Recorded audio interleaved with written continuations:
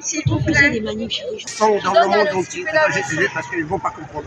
Ils vont rien comprendre. Je vous explique, les amis. Regardez, la France qui donne des leçons de démocratie, leçons de justice et tout ça au monde. Et regardez, mais en fait, chez elle, elle ne fait pas mieux. Hein. Regardez, là, il y a un exemple. Alors, à nuancer que la France est le pays, soi-disant, des droits de l'homme et de la démocratie, d'accord. L'Algérie, l'Iran, etc., ce n'est pas des pays qui se sont revendiqués comme étant des pays des droits de l'homme ou de la démocratie. Donc déjà, tu vois, il y a des soucis à se faire pour la France, hein, qui fait des leçons à tout le monde. Donc on a cette jeune femme de 35 ans qui on ne sait pas où elle est, d'accord. Et sa famille qui s'inquiète, l'ambassade d'Iran qui a demandé à la France de justifier justement de son interpellation et du lieu où elle serait détenue. Et le grand silence du Quai d'Orsay, silence radio.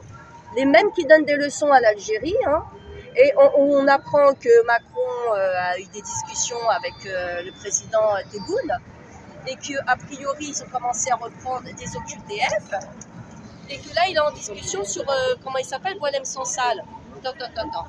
J'espère que Tebboune va pas faire l'hypocrite, va pas nous faire un coup de lâcheté et qui va pas dire bon ben finalement on relâche, on regracie, tout ça pour des intérêts. On aimerait bien discuter d'ailleurs aux échanges qu'il y a entre les présidents, hein, au lieu qu'ils se cachent dans une porte à part et dans c'était à huis clos. On n'a jamais assisté aux échanges entre Macron et Tebboune. Il n'y a pas de compte rendu. Hein. Ah d'accord, c'était pas à huis clos. Alors, soit il le gracie, mais à ce moment-là, il le déchoit de sa nationalité algérienne, il le renvoie à la France et la France se débrouille avec ça. Dans la mesure où c'est un traître à la nation algérienne, hein, que je sache, la France a fait pareil. Elle a bien fait la déchéance de la nationalité algérienne à certains étrangers, françaises, à certains Français qui avaient la double nationalité, parce qu'ils tenaient des propos hostiles, qui mettaient en danger le territoire français, etc. Et ben l'Algérie doit faire pareil vis-à-vis de Boualem Sansal. Soit ils le gardent jusqu'au bout, ils tiennent leur ligne jusqu'au bout, il est incarcéré, il fait ses 5 ans de prison, et peut-être qu'il aura des remises comme tous les prisonniers de droit commun, soit déchéance de la nationalité parce qu'il a tenu des propos qui mettent en danger le territoire national et il dégage qu'il rentre en France avec sa nationalité d'il y a 6 mois, sa nationalité française d'il y a 6 mois. Et est-ce que tu crois que les Français vont rebalancer l'ancien ministre algérien qui est planté en France? Dans ces cas-là, est-ce que tu va récupérer? Pourquoi il est planqué en France et pourquoi il est poursuivi, il a été condamné? Ah ben pas avoir détourné l'argent des caisses algériennes. Détournement de fonds, on est d'accord.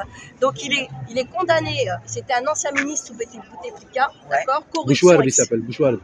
Voilà, Bouchouard. sous Bouteflika, et il a été condamné pour corruption, détournement de fonds publics à hauteur de plusieurs millions d'euros. Oui. Il a des appartements partout en France, d'accord?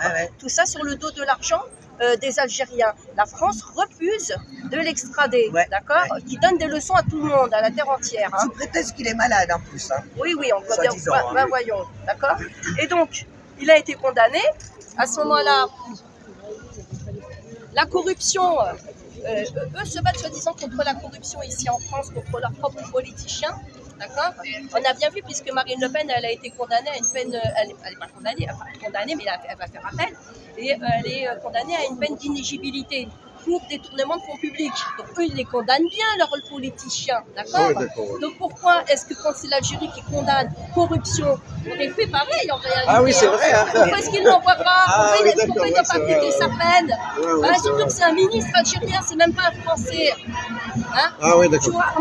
Tu auras remarqué que la droite et l'extrême droite, qui sont toujours les premiers à nous dire on est contre la double nationalité, ils ont trouvé normal et ils ont défendu un Boualem Sansal qui avait la double nationalité, dont la nationalité française il y a quelques 6 mois. Un ministre algérien qui n'a même pas la nationalité française, non le soupçonne parce qu'il est tellement corrompu qu'ils vont lui donner la nationalité française. D'accord? Donc ces gens-là qui sont toujours en train de dire double allégeance, c'est non. La double nationalité, c'est non. Bah, ils se battent pour des personnes qui ont la double nationalité, tu vois. Ou même pas qui ont une nationalité étrangère. C'est toute l'hypocrisie de la droite, de l'extrême droite, des républicains, de manière générale. Voilà. Je peux ajouter un truc, mais ça n'a rien à voir, c'est un sujet, mais ça rejoint ça. Les amis, tout ça, c'est mondial. Rappelez-vous de la fille qui a été arrêtée, la Turque aux États-Unis. vous a rappelé toute cette enseignante. Donc elle a été arrêtée, je répète, cette semaine, le tribunal administratif a ordonné qu'il revienne et Trump refuse. Donc Trump, il est au-dessus des lois. Restez là-bas sur le trottoir. Voilà, voilà, je répète, donc Trump, il est au-dessus des lois, il refuse les décisions des tribunaux administratifs. Voilà, c'est tout. C'est un peu la même histoire que ça. On se taira pas, génocide à Gaza. On se taira pas, génocide à Gaza. On se taira pas.